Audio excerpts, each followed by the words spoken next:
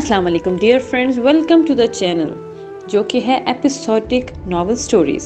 Dear friends, اس channel میں آپ کو ملیں گی بہت ہی اچھوتے ناولز، بہت ہی دلچسپ کہانیاں اور رومانٹک ناولز۔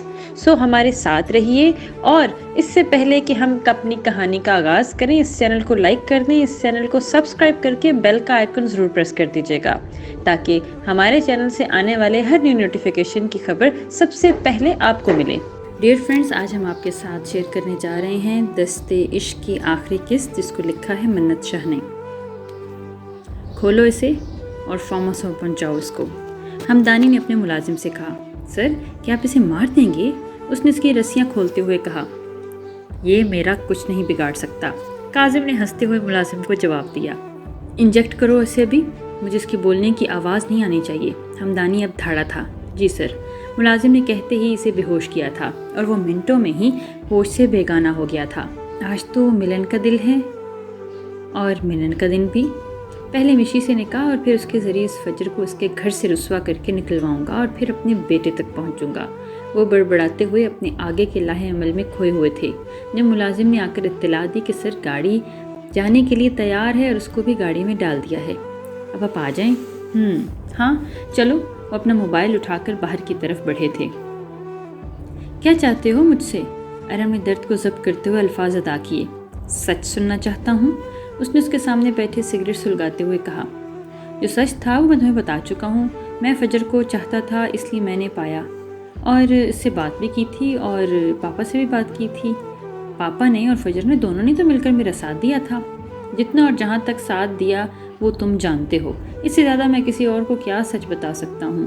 اور یہ بھی نہیں جانتا کہ پاپا نے 5 سال پہلے کیا کیا تمہاری فیملی کے ساتھ، اس نے اپنے نرم لہجے میں کہا تھا۔ واہ، باپ بیٹا ایک دوسرے کے سارے گندے مراحل میں ایک دوسرے کے ساتھ ہوتے ہیں، ایک دوسرے کا ساتھ دیتے ہیں، اور یہ نہیں پتا کہ باپ نے کیا کالے کرتوت کیے ہیں۔ واہ، اس نے اس کی ٹوٹی ہوئی ٹانگ کو ٹھوکر ماری تھی۔ اذلان، رحم کرو مجھ پر، اس نے کراہتے ہوئے کہا۔ رحم ہی تو کر رہا ہوں تم پر، یہ رحم ہی تو ہے کہ اتنے دنوں سے سانس لے رہے ہو تم۔ ایک بار تمہارے باپ کی اصلیت تمہیں دکھا دوں، پھر اس کے سامنے تمہاری سانسیں کھینچوں گا، اور نفرت سے دھاڑتے ہوئے بولا تھا، اور وہاں سے چلا گیا۔ کدھر ہو تم؟ جلدی پہنچو اور مشی کو لے کر آنا۔ ہاں بس نکل رہے ہیں، علی نے کہتے ہی کال ڈسکنیکٹ کی تھی۔ چلیں؟ علی نے بیڈ پر ٹانگیں نیچے لٹکائے بیٹھی مشی سے کہا تھا، جو ہاتھوں میں انگلیاں مروڑ رہی تھی۔ چلیں؟ نروس ہو؟ اس نے اس کے اٹھتے ہی اسے گلے لگا کر پوچھا۔ پاپا کو لے کر؟ اس نے ان کو کچھ کر دیا تو؟ مجھے اپنی فکر نہیں، اس نے اس کی پناہ میں سکون محسوس کرتے ہوئے اپنی پریشانی کا اظہار کیا تھا۔ کچھ نہیں ہونے دوں گا نہ تمہیں اور نہ ہی ان کو۔ بھروسہ نہیں ہے کیا مجھ پر؟ اس نے مشی کے ماتھے پر بوسہ دیتے ہوئے کہا تھا، اور مشی نے ہاں میں ہاں ملائی تھی۔ گڈ مائی پیاری سی بابی ڈال، اور اس کو خود سے الگ کرتے ہوئے بولا۔ ویٹ کر رہا ہوں گاڑی میں، جلدی سے آ جاؤ، ماما سے مل کر پھر چلتے ہیں۔ وہ گاڑی کی کیس اٹھاتا باہر کی طرف بڑھا تھا۔ مشی بھی اس کی ماما سے پیار لیتی، دعائیں لیتی، علی کے پیچھے چلنی تھی۔ اسی مجھے بہت ڈر لگ رہا ہے، وہ بہت خطرناک ہے، پلیز مت جاؤ، وہ دھندلائی آنکھوں سے اسے کہہ رہی تھی۔ کیوں ڈر رہی ہو؟ کچھ نہیں ہوگا، کچھ نہیں کر سکتا وہ ہمارے ساتھ، اس کا بیٹا میرے پاس ہے، اور وہ اپنے بیٹے کے لیے کوئی بھی رسک نہیں اٹھائے گا۔ اس نے ہاتھ میں گھڑی پہنے فجر کو پیار سے سمجھانا چاہا۔ تمہیں ایزی تم نہیں سمجھ رہے، وہ چالیں چلنے کے بہت ماہر ہیں، اگر انہوں نے کوئی اور چال الٹی چل دی تو؟ نہیں، اب کہ تو وہ رو ہی دی تھی۔ بس اتنی ہی بہادری ہے میری بیوی میں، اتنے سے گلی کے کتوں سے اذلان حیدر شاہ نہیں ڈرتا، اور نہ ہی یہ چاہے گا کہ اس کی بیوی اتنی کمزور ہو۔ اگر مجھے کچھ ہو بھی گیا تو افسوس نہ کرنا، یہ سمجھنا کہ اپنے خاندان کی عصمت اور اپنے بڑوں کی قربانی کو خراج بخشا ہے میں نے۔ اس نے فجر کو اپنے سامنے کھڑا کر کے کہا۔ نہیں، کچھ نہیں ہو سکتا تمہیں، اس نے اب اس کے گلے لگتے رو رہی تھی اور ساتھ میں یہی دعائیاں دے رہی تھی۔ تو جانا بھی؟ پھر ایک کام کرو، تم آیت الکرسی پڑھ کر حصار کھینچو، اور اللہ کی پناہ میں اپنی محبت کو دیکھنا، انشاءاللہ کاظم انکل کو لے کر لوٹوں گا۔ اس نے اس کے ارد گرد بہت ہی تنگ کرتے ہوئے پیشانی پر لب رکھتے ہوئے بڑے پیار سے کہا تھا۔ فجر نے اسے الگ ہو کر آیت الکرسی پڑھ کر اس پر حصار کھینچا تھا اور پھر اسے خدا کے سپرد کر دیا۔ وہ اسے لیے روم سے باہر آیا تھا، جہاں ڈرائنگ روم میں آنا بھی، ہادی، دعا اور ندا بیگم موجود تھے۔ ہادی، تم گھر پر رہو گے؟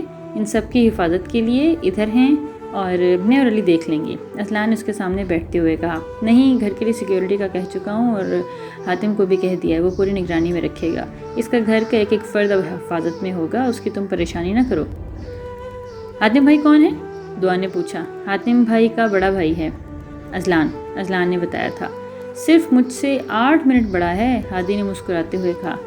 फिर भी यार, मैं तेरे और अली की जान को लेकर रिस्क नहीं ले सकता। मैं अकेला चला जाऊंगा। तुम लोगों को कोई गड़बड़ ज़्यादा हुई तो इन्फॉर्म कर दूंगा। कोई ज़रूरत नहीं है कहीं भी अकेले जाने की। हम तो ये कह रहे हैं कि तुम घर पर रुक कर देख लो और हम देख लेंगे। अली ने ड्राइंग रूम में दाखिल होती ही उसकी बात सुनकर कहा। वो मिशी बारी बारी सबसे मिल रही थी। हाँ यार, और क्या, फिर क्या फ़ायदा ऐसी जान का जो जार के काम ही ना आए। ऐसी हज़ारों जानों लाखें जाने जो है ना अपनी जारी और अपने भाई पर कुर्बान, हादी ने सच्चे और खरे जज्बे से कहा था। अनाबी ने मुस्कुराकर हादी को देखा था और सोचा था कि क्या है ये दोस्ती का जज्बा जो दो अलग अलग ख़ानदानों, दो अलग अलग माओं के पैदा किए इंसान एक दूसरे से सिर्फ आदात व हरकत एहसास के रिश्ते से जुड़कर अपनी जानों के वार पर आह करते हैं। बेशक एक मुखलिस दोस्त 1000 खूनी रिश्तों से बढ़कर होता है। मिशी, तुम रेडी हो ना? अजलान ने तसल्ली चाहिए थी। जी भाई, उसने तसल्ली भी दे दी। अली वो चिप जिससे हमें उसकी लोकेशन का पता चलेगा, तुमने फिक्स कर दी थी? अली की तरफ देखते अजलान ने पूछा था। हाँ, वो फिक्स कर दी थी और इसके पेंडेंट में, और वो कैमरा भी इसकी शर्ट के बटन में है, अली ने कहा। इसी अगर तुम पुलिस को भी इन्वॉल्व कर लो तो? अनबी का दिल पता नहीं क्यों डर रहा था। ठीक कह रही हैं अनबी, इसी पुलिस को भी साथ ले लो और बड़े प्रोफेशनल तरीके से हैंडल कर लेगी सब कुछ। निदा बेगम ने भी किसी खतरे के पेश नज़र हामी भर ली थी। नहीं मामा, इस कुत्ते को मैं अपने हाथों से मारूंगा और उसके बेटे को भी। इसलिए ज़िंदा रखा है मैंने इसके बेटे को। उसकी आंखों के सामने उसको मारूंगा और फिर सिसकता देखूंगा जैसे उसने मुझसे मेरी छोटी मामा छीनी, मेरे पापा छीने। मैं वो तकलीफ़ इसके चेहरे पर महसूस करना चाहता हूँ जो उसने मुझे उन 5 सालों में दी। मुझे मेरी रूह से नफ़रत करने पर मजबूर किया और एक एक लम्हे, एक एक बात की अजियत का हिसाब देना पड़ेगा उसको। फिर ही तो मुझे मिलेगा सुकून। अब की बार उसने बहुत ही दिल बर्दाश्ता होकर एक एक लफ्ज़ अदा किया था। इसी लम्हे मिशी के मोबाइल पर हमदानी की कॉल आई थी। मिशी, रिसीव करो कॉल और डरना नहीं, जैसे पहले बात करती थी वैसे ही बात करना, ओके? अली ने नंबर देखकर मिशी से कहा था और कॉल रिसीव करके फ़ोन स्पीकर पर किया था। हेलो मिशी डार्लिंग। अब की बात हमदानी ने हंसते हुए कहा था।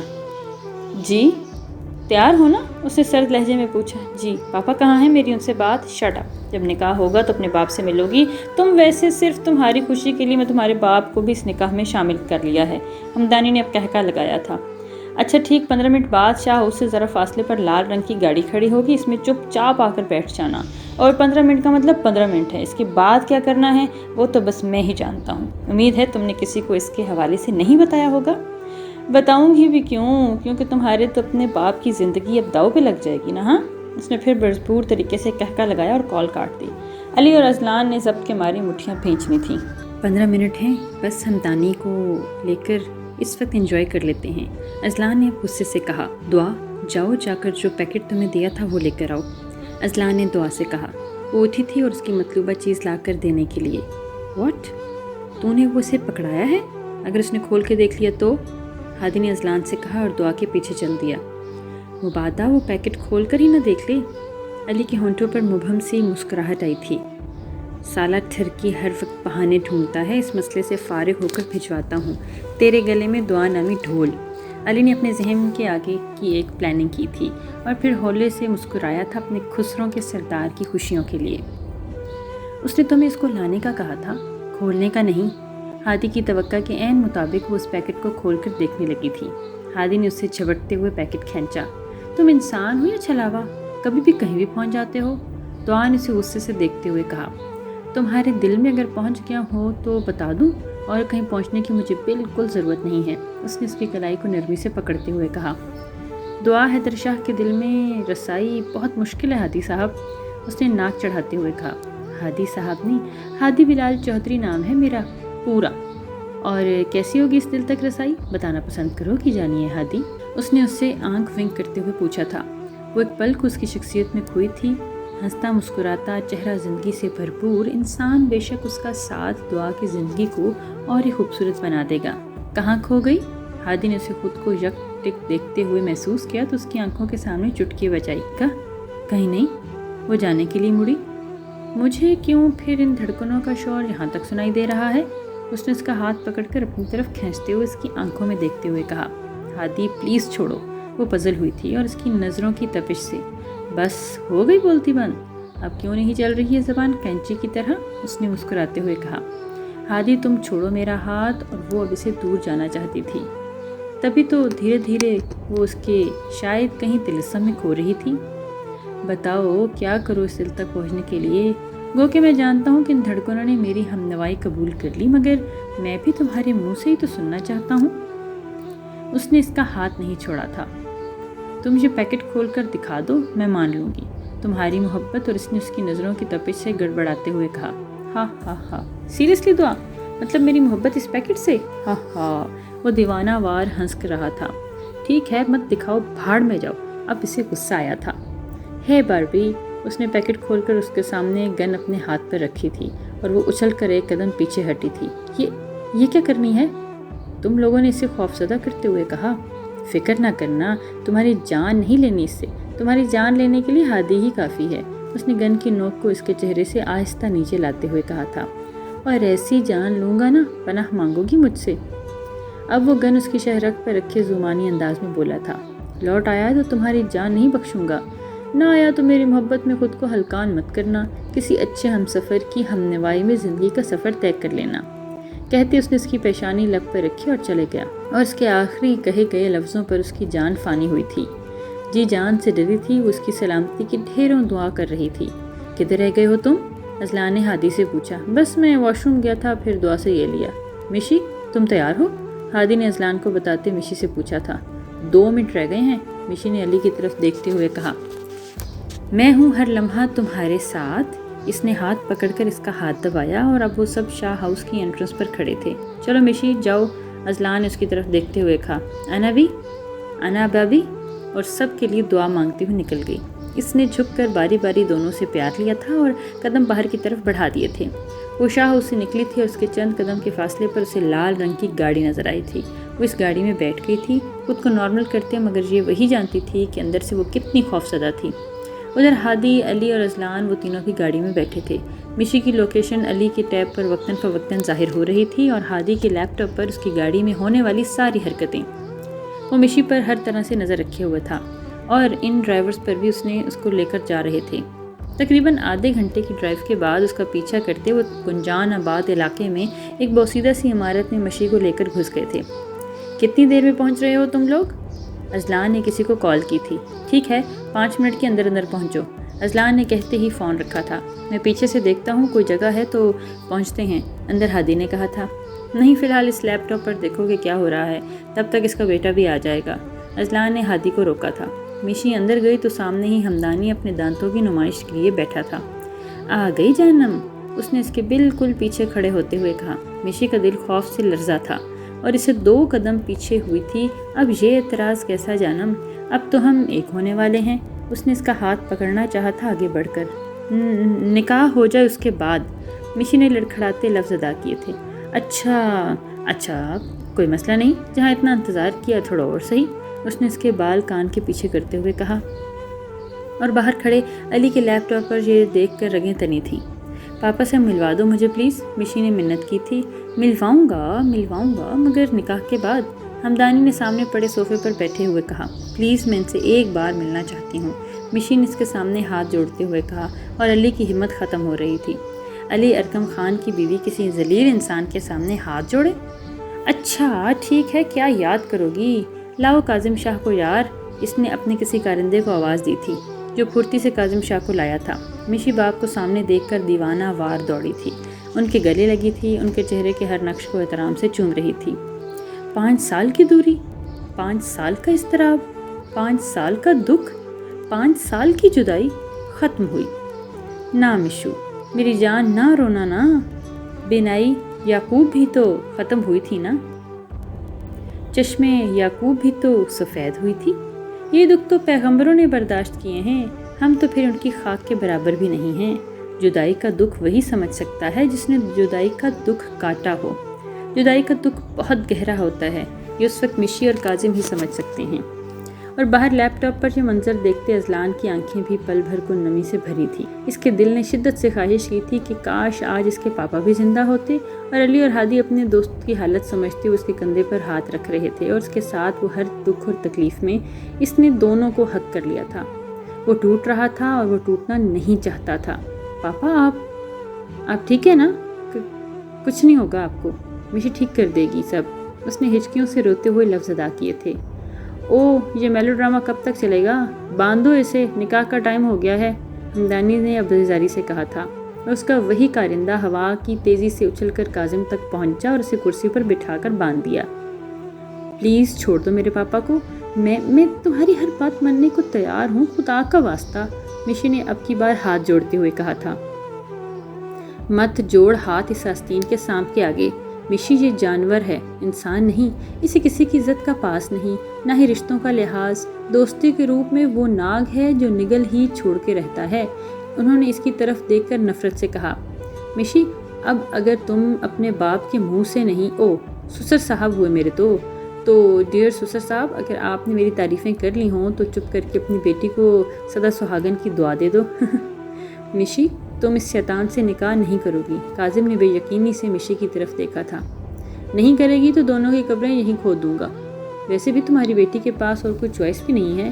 لگاؤ یار اس کاظم کے منہ پر ٹیپ، اس نے خواست سے ہنستے ہوئے کہا تھا، اور کارندے نے منٹ سے پہلے کاظم کے منہ پر ٹیپ لگا کر باندھ دیا تھا۔ اوئے جا مولوی کو یہیں لیا، اس سے پہلے کہ کوئی مدمزگی ہو یا اذلان اور کسی کو کچھ پتہ چلے، ہمیں یہاں سے جانا بھی ہے، ہمدانی نے پرسوچ انداز میں کہا تھا۔ تمہیں تمہاری چالوں میں کامیاب نہیں ہونے دوں گا میں ہمدانی، اذلان نے گاڑی کے بونٹ پر مکہ مارا تھا۔ سر ہمارے لیے حکم؟ 4 سے 5 لڑکے اس کے آگے ہاتھ باندھے کھڑے تھے۔ جاگ کر اس کے سارے کارندوں کو راستے سے ہٹاؤ، علی نے حکم دیا تھا۔ جی سر، وہ تیزی سے کہتے اندر کی طرف بڑھے تھے۔ سر ہم لے آئے ہیں۔ ارہم ویل چیئر پر پٹیوں میں جکڑا ہوا بیٹھا تھا۔ گڈ، آپ لوگ جا سکتے ہیں، اور ہولڈ، ہم ہادی، اذلان نے ہادی سے کہا تھا۔ مولوی صاحب مشی کے سامنے بیٹھے تھے۔ بچی کا نام مولوی صاحب نے پوچھا تھا۔ مشال کاظم، ہمدانی نے ہنستے ہوئے بتایا تھا۔ تو بیٹا مشال کاظم، کیا آپ کو احمد ہمدانی کے ساتھ نکاح قبول ہے؟ 1 منٹ مولوی صاحب، کیا ایک شادی شدہ عورت جس کا شوہر سلامت ہو اور ان میں علیحدگی بھی نہ ہوئی ہو تو ان کا زبردستی نکاح جائز ہے کیا؟ اس سے پہلے کہ مولوی صاحب آگے کچھ کہتے، ہادی نے ان کی بات کاٹی تھی۔ تو تمہاری ہمت بھی کیسے ہوئی یہاں آنے کی؟ ہمدانی اب دھاڑا تھا۔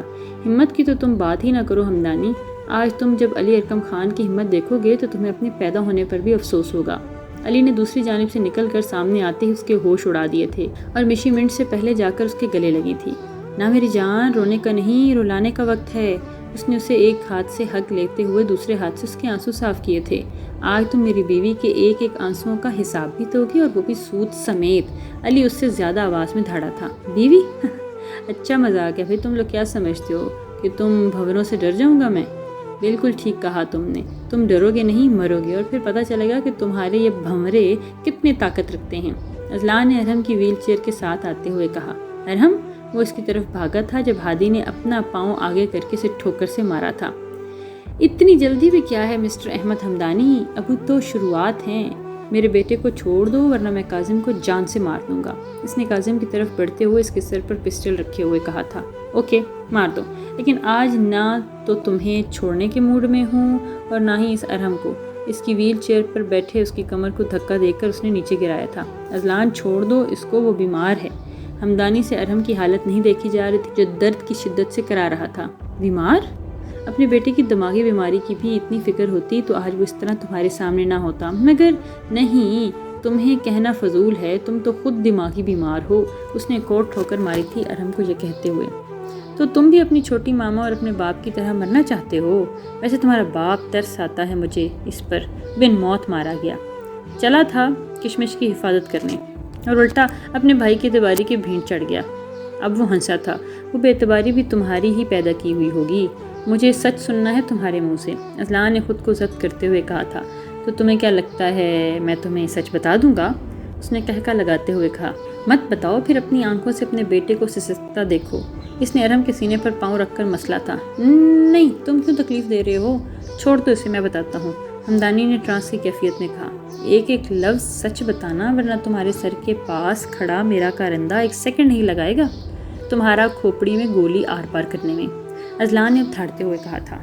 اور اذلان کے کارندے نے ہمدانی کے ہاتھ سے گن چھینی تھی اور اسے پے در پے گھونسوں کے ساتھ وار کیے تھے، جس سے اس کے نچلے ہونٹ سے خون بہہ رہا تھا اور وہ نیچے گر گیا تھا۔ اٹھاؤ اسے، سیدھا کھڑا کرو، علی بیان ریکارڈ کرو اب اس کتے کا۔ اب بکو، اذلان نے اب نفرت انگیز لہجے میں کہا تھا۔ میں کشمش سے محبت کرتا تھا اور اسے شادی کے لیے بھی کئی بار کہہ چکا تھا، مگر وہ مجھ سے نہیں بیمو سے محبت کرتی تھی اور ہر بار میرے جذبوں کو رونق دیتی تھی۔ کشمیر اور بیمی کی شادی کا مجھے تب پتہ چلا جب میں امریکہ میں ایک میٹنگ کے سلسلے میں گیا ہوا تھا، مگر شومئی قسمت کے میرا موبائل گم ہو گیا۔ مجھے اس کا نکاح کا تب پتہ چلا جب بہت دیر ہو گئی۔ اس نے اپنی شرٹ کی آستین سے خون صاف کرتے ہوئے کہا۔ اس کے بعد میں نے قسم کھا لی کہ میں ان دونوں کی زندگی عذاب بنا دوں گا، مگر میری ہر چال ہی الٹی پڑ گئی۔ جب بھی ان کو نقصان پہنچانا چاہتا، ان کے حق میں بہتری ہو جاتی۔ وہ تلخی سے مسکرایا تھا۔ پھر تھک ہار کر میں کشمش اور بیمو کو نقصان پہنچانے کا فیصلہ ختم کر دیا۔ سال اسی طرح گزر گئے۔ ان دنوں میں کینیڈا میں تھا جب مجھے ارحم کی کال آئی اور وہ شدید اذیت میں تھا۔ اس کی ماں نے مجھے بتایا کہ وہ فجر سے محبت کرتا ہے اور اس کی شادی اذلان سے ہو رہی ہے۔ اس دکھ کو برداشت نہ کرتے ہوئے ارحم نے سوسائڈ بھی اٹیمپٹ کرنے کی کوشش کی تھی۔ بولتے ہوئے ہمدانی کا لہجہ افسردہ ہوا۔ میرے تن بدن میں یہ سن کر آگ لگ گئی کہ ایک وقت تھا جب میری محبت نہیں ملی اور اب میرا بیٹا۔ میں نے ارادہ کر لیا کہ میں ہر حال میں اپنے بیٹے کی محبت دلا کر رہوں گا۔ اور پھر میں نے کشمش کو کال کی پاکستان آ کر، مگر اس نے رشتے سے انکار کر دیا اور جلد سے جلد فجر کا نکاح اذلان سے کروانے کا کہا، اور پھر اس نے ایک ہفتے کے اندر اندر تمہارا نکاح فجر سے کروا دیا۔ مجھے بے انتہا غصہ آیا۔ میں نے کہا کہ میں تمہاری بیٹی کو برباد کر دوں گا۔ اس کو یہ سب مذاق لگا، ہمدانی نے ہنستے ہوئے کہا۔ پھر میں نے فجر کی نامناسب تصویریں ایڈٹ کروائیں اور کشمش کو واٹس ایپ کی، جسے دیکھ کر اس کو غصہ آیا اور وہ روئی، اور پھر میں نے اسے ٹریپ کر کے دھوکے سے ملنے کو کہا، اور یہ بھی کہا کہ اگر وہ چاہتی ہے کہ اس کی بیٹی کی عزت خراب نہ ہو تو اس کے ساتھ ایک رات گزارنا چاہتا ہوں، اور وہ مان گئی اور وہ بہت روئی۔ شاید وہ اپنی بیٹی کے گھر بسانے کے لیے ہر حد تک جا سکتی تھی۔ بے وقوف عورت تھی یار کشمش۔ وہ تلخی سے ہنسا، اور جب کشمش مجھ سے کال پر بات کر رہی تھی اس ٹائم کاظم نے سن لیا تھا، کیونکہ یہ تب کسی بزنس میٹنگ کے لیے پاکستان آیا تھا۔ اس نے منہ پر ٹیپ لگے آنسو بہاتے کاظم کی طرف اشارہ کر کے کہا تھا۔ اس نے کشمش سے بہت بار پوچھا مگر اس نے کچھ نہیں بتایا، اور پھر کاظم نے اس کا پیچھا کیا۔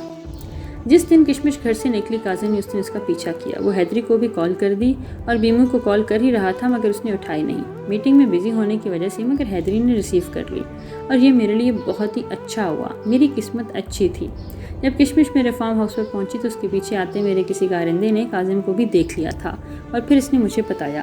میں اپنے کارندے سے کہا تھا کہ کاظم کو پکڑ کر کمرے میں بند کر دے۔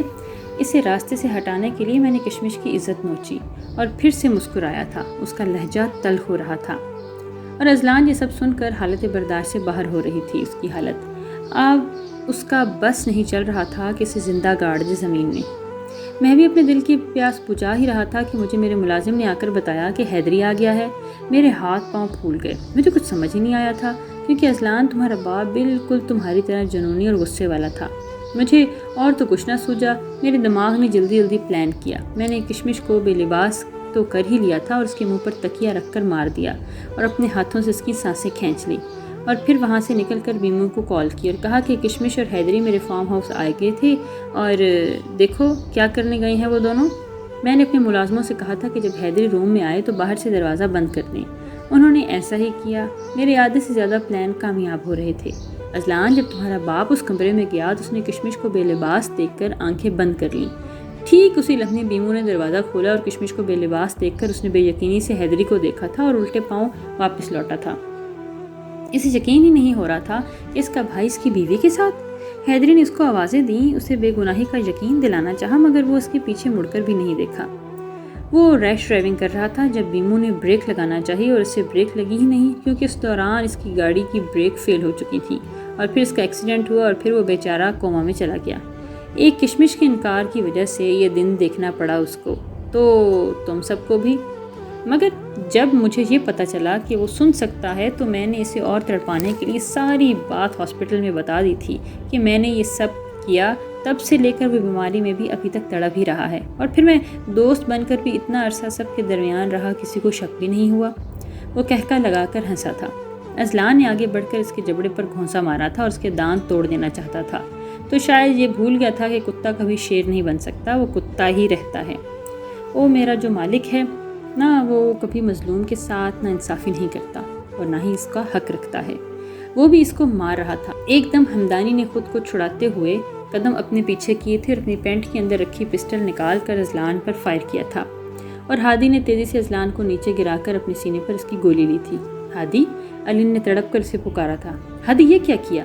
ہادی، اذلان چلایا تھا۔ اس کو چھوڑنا مت عزی، وہ ٹوٹے پھوٹے لفظ میں کہہ رہا تھا اور اس کی طرف بڑھا تھا جب ہمدانی نے اگلی گولی ہوا میں فائر کی تھی اور پھر نشانہ بالکل اذلان کے سر پر رکھا تھا۔ کوئی بھی اپنی جگہ سے ہلنے کی کوشش نہیں کرے گا ورنہ اگلی گولی اس کے سر پر ماروں گا، ہمدانی نے اب چلاتے ہوئے کہا تھا جب پیچھے سے آ کر اذلان کے کسی کارندے نے اس کے سر پر بندوق کی نوک پر مار کر اسے نیچے گرایا تھا۔ وہ دھاڑا تھا جب اذلان نے پے در پے اس پر وار کیے تھے۔ تیری ہمت بھی کیسی ہوئی میرے دوست پر گولی چلانے کی؟ وہ جنونی ہو رہا تھا۔ باندھو اسے، علی نے اذلان کو پیچھے کرتے ہوئے حکم دیا تھا۔ مشی، کال کرو پولیس کو، وہ چلایا تھا۔ مشی نے پولیس کو کال کی تھی اور پھر اپنی باب کو جلدی سے کھولا تھا۔ ہادی پلیز یار ہمت کر، ان کی ہادی کی حالت دیکھ کر اب ان کے ہاتھ پاؤں بھی پھول رہے تھے۔ اس کے سینے سے گولی والی جگہ سے مسلسل خون بہہ رہا تھا۔ علی نے کانپتے ہاتھوں سے ایمبولینس کو کال کی تھی اور اسے اتنی دیر تک ہوش میں دلاتے رہے تھے۔ ہادی ڈونٹ ڈو، تو آنکھیں نہیں بند کر سکتا، پلیز ہادی دیکھ یہاں، ادھر، یہ تیری باربی ڈال۔ اذلان پاگلوں کی طرح علی کی طرف اشارہ کرتے ہوئے کہہ رہا تھا۔ ادھر یہ دیکھ، میں تیری چمک چلو۔ ہادی مت کر ایسے یار، آنکھیں پلیز میری جان، آنکھیں بند نہیں کرنی ہیں، تو جتنی مرضی یار، جو مرضی کر لے پلیز، علی روتے ہوئے چلا رہا تھا۔ وہ دعا، ہاں میں دعا کا خیال رکھوں گا، ہمت کر تو پلیز میری جان، ہادی ٹھیک ہو جا۔ وہ رو رہا تھا اور اذلان حیدر شاہ بہت رو رہا تھا۔ ہادی کو دیکھنا، بس منہ کھول، لمبے لمبے سانس لے، کچھ نہیں ہوگا میری جان۔ علی ارقم خان زندگی میں پہلی بار رویا تھا اپنی جان سے پیارے یار کی تکلیف کو دیکھ کر ہچکیوں سے۔ اذلان حیدر شاہ پوری شدت سے رو رہا تھا۔ دعا، ہادی نے ٹوٹی پھوٹی لفظوں کے ساتھ آخری سانس لیا تھا۔ یارا تیری یاری کو میں نے تو خدا جانا، یاد کرے گی دنیا تیرا میرا یار آنا۔ میڈم جی، اس گھر کے باہر تو بہت سخت سیکیورٹی ہے، ان کے ولیمے کا فنکشن بھی کینسل ہو گیا ہے، اس نے اینا کو کال پر اطلاع دی۔ واٹ؟ تم کرو کچھ بھی کرو، مجھے آج وہ لڑکی مردہ چاہیے۔ اینا کال پر دھاڑی تھی اور کال کٹ کر رہ گئی تھی۔ وہ کب سے ٹیرس پر نظریں جمائے کھڑا تھا اور اسے اچانک ٹیرس پر فجر کھڑی نظر آ رہی تھی۔ اس نے نشانہ باندھا ہی تھا، اس سے پہلے کسی نے حراست میں لے لیا تھا۔ بول، تجھے کس نے بھیجا ہے یہاں؟ حاتم نے اس کے منہ پر مکہ مارتے ہوئے کہا، اور وہ کرائے گا گنڈا تھوڑی ہی دیر میں سب کچھ اگل گیا تھا۔ اینا پر اقدام قتل کا مقدمہ کروایا تھا اور ہمدانی پر 2 قتلوں اقدام قتل اور ہتک عزت اور اس کے بیٹے پر بھی ہتک عزت کا مقدمہ ہوا تھا۔ اس ٹائم تینوں جیل کی ہوا کھا رہے تھے۔ ہمدانی کو سزائے موت کا حکم سنا کر جج صاحب نے قلم توڑ دی تھی، اور پھر بے شک جیت تو ہمیشہ سچ کی ہی ہوتی ہے، خدا کسی بے گناہ کی حق تلفی نہیں کرتا۔ کیا ہوا؟ کیوں رو رہا ہے یہ؟ اذلان نے کمرے میں قدم رکھتے ہوئے کہا۔ پتہ نہیں، میں تو تھک گئی ہوں، کچھ سمجھ نہیں آ رہا، فجر نے روتے ہوئے کہا۔ چلو اب تم بھی رونا بند کر دو، کب بڑی ہوگی تم اسٹرابیری؟ اس نے 4 ماہ کے زارب کو اس کی گود میں لیتے ہوئے کہا۔ ہاں تو کیا کروں، پچھلے 2 گھنٹے سے سلانے کی کوشش کر رہی ہوں، مجھے بھی ریڈی ہونا ہے، اوپر سے اس کے نخرے ختم نہیں ہوتے، اب دیکھو کیسے آپ کے پاس آتے ہی چپ ہو گیا ہے۔ کیا میں اس کو چونٹیاں کاٹ رہی تھی؟ فجر نے ہنستے ہوئے کہا۔ ادھر آؤ۔ اذلان نے ایک بازو کو کھول کر اس کو اپنے پاس بلایا تھا۔ وہ بھی روتے ہوئے اس کے بازو پر سر رکھ گئی تھی۔ سنا تھا اولاد بھی آزمائش ہوتی ہے، آج تمہیں روتے دیکھ کر محسوس ہو رہا ہے بیوی بھی بہت بڑی آزمائش ہوتی ہے۔ 2 بچے ہیں میرے تو، اس نے فجر کی ناک کھینچتے ہوئے کہا۔ عزی، وہ غصے سے اٹھنے لگی تھی اس کے پاس سے۔ اوئے، آج رات کوئی بہانہ نہیں چلے گا، اس نے اس کی ناک کے ساتھ ناک جوڑ کر سانسیں انہیل کرتے ہوئے کہا۔ کوئی نہیں، زارب کو سلانا ہے مجھے، اس نے ٹھینگا دکھا دیا تھا۔ اسے میں سلا لوں گا، اس نے فجر کو گہری نظروں سے دیکھتے ہوئے کہا تھا۔ میں ریڈی ہو جاؤں، پھر جانا بھی ہے، اس نے اذلان سے جان چھڑوانا چاہی تھی۔ یہ جو تم میری اسپیشل مومنٹ اپنے بھاگ دوڑ میں ضائع کرتی ہو نا، ان کا الگ سے حساب لوں گا میں، وہ اسے غصے سے بولا۔ میں ہاتھ نہیں آؤں گی، اس نے باتھ روم سے ہی آواز لگائی تھی۔ میں خود لگا لوں گا، اب وہ بھی زور سے ہنس رہا تھا۔ مجھ سے یہ نہیں پہنا جا رہا، وہ رونے والی ہوئی تھی۔ ایسے ایک دم سے پریشان کیوں ہو جاتی ہو مشی؟ اچھا تم پہلے ریلیکس ہو کر بیٹھو۔ علی نے مشی کا ہاتھ پکڑ کر اس کو بٹھایا تھا بیڈ پر۔ میری طبیعت بوجھل ہو رہی ہے، مجھے الجھن ہو رہی ہے، مجھے جانا بھی ہے ورنہ وہ ناراض ہو جائے گے، اور سب آپ کی وجہ سے ہوا ہے۔ اس کی آنکھیں موتی توڑ رہی تھیں، وہ بھی موٹے موٹے آنسوؤں سے۔ میں نے کیا کیا؟ اب بیوی اتنی کیوٹ اور روندو ہو تو پیار آ ہی جاتا ہے، اور ویسے بھی یہ فرسٹ بیبی ہے نا ہمارا، اس لیے تمہیں پریشانی ہو رہی ہے۔ جب ہمارا 7 یا 9 بیبی ہوگا نا تو تمہیں پھر ایکسپرٹ ہو ہی جاؤ گی۔ علی نے دانتوں تلے زبان دباتے ہوئے کہا۔ کیا؟ وہ اس کے سینے پر اب مکے برساتی ہوئی رو رہی تھی۔ اچھا نا، تنگ کر رہا ہوں اپنی روندو بیبی کو، علی نے اس کے ماتھے پر لب رکھتے ہوئے کہا تھا۔ چلو میں پہنا دوں، اٹھو، لیٹ ہو رہے ہیں۔ اس نے ایک ہاتھ سے مشی کو اٹھاتے ہوئے کہا، اور اس کا 6 منتھ چل رہا تھا۔ علی اس لیے اس کو واش روم کی طرف بڑھا رہا تھا، پھر چینج کروایا، تیار ہونے میں ہیلپ کی۔ پرفیکٹ، اس نے اس کو جیولری پہناتے ہوئے کہا تھا۔ ایسے کیسے آپ پرفیکٹ لگ رہے ہیں؟ لپسٹک تو لگائی ہی نہیں مشی نے۔ یار جان، اتنی ہیلپ کروائی ہے، اس کا معاوضہ تو لے لوں نا، پھر تمہیں شکایت ہوگی کہ لپسٹک خراب کر دی ہے۔ وہ کہتی اس کے لبوں پر جھکا تھا اور پھر کتنی ہی دیر اس کے لبوں کو آزاد کیا تھا، جب وہ پھر سے رونے والی ہو گئی تھی۔ سدھر جاؤ اب، اس نے اس کی آنکھوں میں نمی دیکھ کر کہا تھا، اور پھر اس کی پیشانی پر لب رکھتے اس کو لپسٹک پکڑا کر خود بھی تیار ہونے لگ گیا تھا۔ وہ دونوں اسٹیج پر بیٹھے بہت اچھے لگ رہے تھے۔ آج دعا کی بارات تھی اور ہادی کے تو دانت بند ہی نہیں ہو رہے تھے۔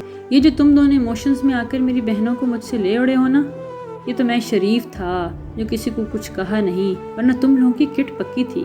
اذلان نے مصنوعی غصے میں کہا تھا، بیٹا یہ ہماری ہمت ہی ہے جو ان آفات کا مقابلہ کر رہی ہیں، ورنہ تو کسی مائی کے لال میں اتنی ہمت ہی نہیں تھی۔ ایک کا رونا، علی نے منہ بسورتے ہوئے کہا تھا، اور دوسرے کی چلتی زبان، ہادی نے بھی منہ بنا کر کہا، اور تیسرے ان دونوں پر بھاری ہے۔ اذلان بھی غمگین ہوا تھا۔ کب سے ڈھونڈ رہی ہوں میں عزی آپ کو۔ پکڑے ضارب کو اپنے چھوٹے چھوٹے ہاتھ مار کر ساری لپسٹک میرے ہونٹوں سے اتار کر گالوں پر لگا دی ہے اس نے، اور سارے میرے بال جوڑے سے نکال دیے ہیں۔ فجر نے غصے سے کہتے ہوئے اذلان کو ضارب پکڑایا تھا، اور اس کی کارٹون جیسی شکل دیکھ کر دونوں کی ہنسی نکلی تھی۔ فجر خدا کا خوف کرو، کیوں ڈرا رہی ہو؟ سب کو آیت الکرسی پڑھنے پر مجبور کر رہی ہو، ہادی نے کہہ کر لگاتے ہوئے کہا۔ ہادی بھائی، وہ غصے سے پکاری تھی۔ ٹھیک کہہ رہا ہے، میں بھی آیت الکرسی پڑھنے ہی لگا تھا، علی نے بھی کہہ کر لگاتے ہوئے کہا۔ پڑھ لیں، بلکہ اپنی بیویوں کو بھی دیکھ کر پڑھ لیجیے گا آپ کیوں چپ ہیں؟ آپ بھی ہنس لیں، ایک نہ شد، 2 نہیں بلکہ 3 شد۔ وہ غصے سے پھنکارتی وہاں سے چلی گئی۔ میں نے کیا کہا؟ اذلان نے خود کی طرف اشارہ کرتے ہوئے کہا، اور جہ چاچو کے شیر، علی نے ضارب کو گود میں لیتے ہوئے کہا۔ ایک تو معصوم تھے، ایک تیرا ابا معصوم، ہادی نے ضارب کی گال کھینچتے ہوئے کہا۔ تو تم لوگ ایسا کرو، چھوارے کھاؤ میری شادی کے، میں نے اسپیشلی سوات سے منگوائے ہیں تم دونوں کے لیے، ذرا اپنی آئین عورت کے پاس چلا۔ ہادی نے بتیسی نکالتے وہاں سے جاتے ہوئے کہا، یہ پکا زن مرید بنے گا، علی نے کہا۔ تو تم جیسے نہیں ہو نا، اذلان نے کہا۔ ہاں ہوں میں بھی یار، ٹریننگ تو تیری تھی، اس نے مسکراتے ہوئے، اور پھر دونوں ہنس پڑے۔ وہ دلہن بنی اسٹیج پر بیٹھی بہت ہی حسین لگ رہی تھی۔ ہادی کو انتہائی نازک حالت میں ہاسپٹل پہنچایا گیا تھا، اور مسلسل 2 دن کی موت اور جنگ سے زندگی لڑنے کے بعد ہی اسے زندگی میں دعا ملی تھی، اور دعا حیدر ابراہیم شاہ کی جھولی میں ڈال دی گئی تھی ہادی کے، اور آج پورے 1.5 سال بعد ان کی بارات کا بھی دن تھا۔ وہ چلتا ہوا اس کے پاس آیا تو نا ہادی مجھے نا چکر آ رہے ہیں، اور میرا شاید بی پی بھی بہت لو ہو رہا ہے۔ وہ بیڈ سے اتر کر اس کو کہہ رہی تھی، کیا ہوا، تم نے کھانا کھایا تھا؟ اسے فکر ہوئی تھی۔ ہاں کھایا تھا، بٹ ابھی نا بہت تھک گئی ہوں، نیند بھی بہت آ رہی ہے، تو چینج کرنے جا رہی ہوں، اس نے جمائی روکتے ہوئے شرارت سے کہا، اور ہادی کو 1 منٹ نہیں لگا یہ سمجھنے میں کہ اس کی شدتوں سے بھاگنے کے چکر میں ہے یہ۔ اس نے اس کا ہاتھ پکڑا اور دوسرا ہاتھ کمر میں ڈال کر اپنی طرف کھینچا۔ میری ویڈنگ نائٹ تم ان فضول حرکتوں سے سپوائل نہیں کر سکتی، اس نے اس کے ماتھے پر موجود بندی کو ٹھیک کرتے خمار میں کہا تھا۔ سچی ہادی، ایکچولی میں نا، بس چپ کرو، کچھ نہیں سنوں گا تم سے، آج تو میں اچھے سے سنوں گا، اس لیے یہ کینچی کی طرح زبان چلانا بند کرو کبھی پھر صحیح، اس نے اس کے دوپٹے کو اتار کر سائڈ پر رکھتے ہوئے کہا تھا۔ یہ زبان کینچی کی طرح چلتی ہے نا، تو ٹھیک ہے، میں بھی اب کنویں بولوں گی، یہ تو اور بھی اچھا ہے، پھر میں سکون سے پیار کر سکوں گا، اس نے کہتے اس کے گلے میں موجود ہار اتارا تھا اور پھر اس کی گردن پر لب رکھے تھے۔ ہادی بس کر دو، وہ اسے باہوں میں اٹھا کر واش روم کی طرف بڑھا تھا اور نیچے اتار کر ٹیپ کھولا۔ چلو منہ دھو لو اچھے سے تاکہ میں مزید نہ ڈروں اور تمہاری نیند بھی بھاگ جائے، پھر تمہاری جان بھی تو نکالنی ہے قطرہ قطرہ کر کے۔ وہ دانتوں تلے دبائے زبان اپنی ہنسی بھی کنٹرول کر رہا تھا۔ ہادی، وہ غصے سے اس کی طرف مڑی تھی اور پھر کمرے میں اب روم جنگ کا میدان بنا ہوا تھا، آگے آگے ہادی اور پیچھے پیچھے دعا۔ پھر وہ اسی بھاگم دوڑ میں لمبے لمبے سانس لیتا اسے اٹھا کر بیڈ پر لایا تھا اور اسی گردن پر جھکنے سے پہلے لائٹ آف کی تھی اس نے۔ اب وہ پور پور اپنی شدتوں میں بھگو رہا تھا۔ ابراہیم عرف بیمو کو علاج کے لیے کینیڈا شفٹ کر دیا گیا تھا۔ انا بھی اور ندی یعنی ندا بیگم بھی ان کے ساتھ ہی تھی۔ سچ سب کے سامنے آ چکا تھا اور ہر انسان اپنے کیے کی سزا پا لی تھی۔ احمد کو سزائے موت ہو گئی تھی، اینا کو 10 سال کے بعد سزا ہوئی تھی اور ارحم کو عمر قید، اور بیمو پچھلے 5 سال سے اپنے بھائی پر کی گئی بے اعتباری کی سزا بھگت رہا تھا۔ پریشان دشت میں کسی کا غبار نہ تواں، گردے کچھ گستاخ آتی ہے چلی محمل کے پاس۔ یہ خوبصورت شعر میر تقی میر کا ہے۔ وقت اچھا ہو یا برا بدلتا ضرور ہے، ہمیں وقت کے بدلنے کا انتظار نہیں کرنا چاہیے، بلکہ جس سچویشن میں، جس حالات میں اور اس کے رہتے ہوئے اس کا مقابلہ بھی کرنا چاہیے، جیسے اذلان حیدر شاہ نے کیا۔ رشتوں کو ٹوٹنے سے بچانا اور انہیں جوڑ کر رکھنا اور کٹھن مراحل میں سے گزر کر خاک نہیں ہونا، سونا ہونا، کندن بننا، جیسے انابی نے۔ مشکل حالات میں رہتے ہوئے بھی رشتوں کو اعتبار نہ کرنا اور بچوں کو بھی ان کے خونی رشتوں کی عزت سکھانا، ان پر بھروسہ کرنا سکھانا، جیسے ندی بیگم نے کیا۔ اتنی بے وقوفیوں کے بعد بھی انا کو سائیڈ رکھ کر اپنے چاہنے والوں سے معافی مانگنا، دل سے اس رشتے کو نبھانا، جیسے کہ فجر نے کیا۔ دیکھا جائے تو ہر کردار ہمیں کوئی نہ کوئی اس میں نصیحت دے رہا ہے۔ حالات جیسے بھی ہوں، ہمیں جواں مردی سے اس کا مقابلہ کرنا چاہیے، اور سب سے بڑی بات تحمل مزاجی سے، جذبات، جنونیت، غصے سے نہیں۔ امید ہے کہ آپ کو یہ ناول بہت پسند آیا ہوگا۔ ہماری آپ سے ریکویسٹ ہے کہ پلیز اپنی قیمتی رائے کا اظہار کمنٹ سیکشن میں ضرور کیجیے گا، تاکہ ہماری حوصلہ افزائی ہو سکے۔